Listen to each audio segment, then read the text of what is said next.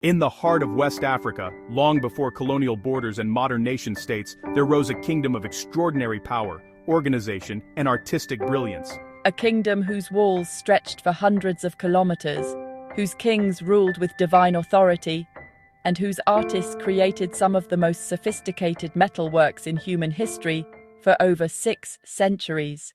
The Benin Empire emerged in what is now southern Nigeria, centered around Benin City, home of the Edo people.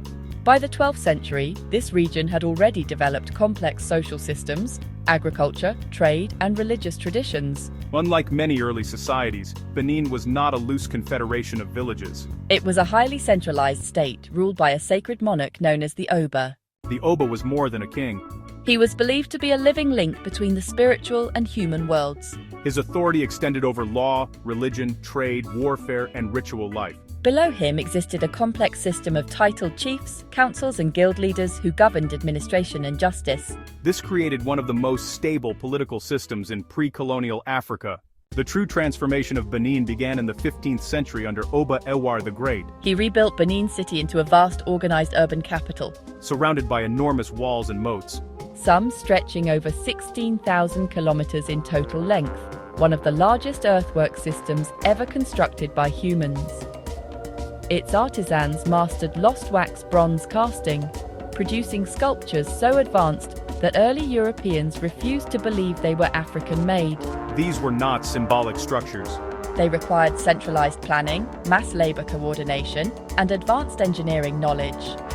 Urban planning, drainage systems, road networks, and administrative divisions reflected a highly ordered society.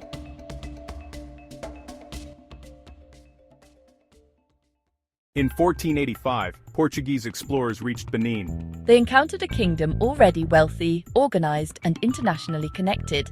Benin exported ivory, pepper, textiles, and palm products, and imported firearms, metal tools, and luxury goods. What astonished Europeans most was Benin's art.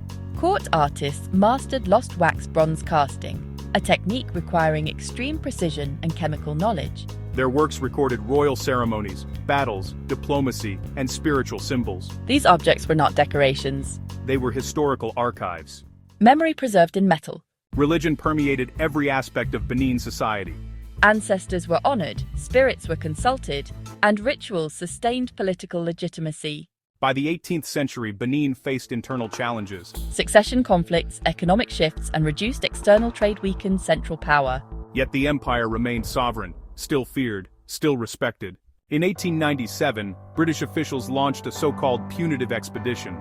Officially, it was retaliation for a diplomatic incident. In reality, economic motives, control of trade, resources, and territory lay beneath diplomatic pretexts. British forces attacked Benin Empire. After long standoff and resistance by the empire was destroyed, the royal palace burnt, and thousands of artifacts were looted. The Oba of Benin was captured and exiled. Benin's sovereignty ended. Benin's treasures were sold across Europe.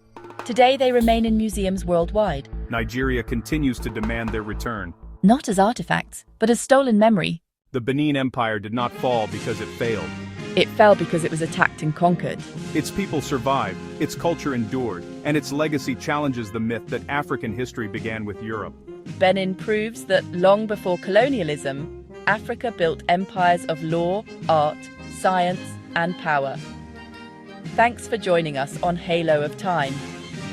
If you found this journey insightful, please like, share, and subscribe for deeper dives into history. And don't forget to tell us your thoughts in the comments. Until next time, stay curious.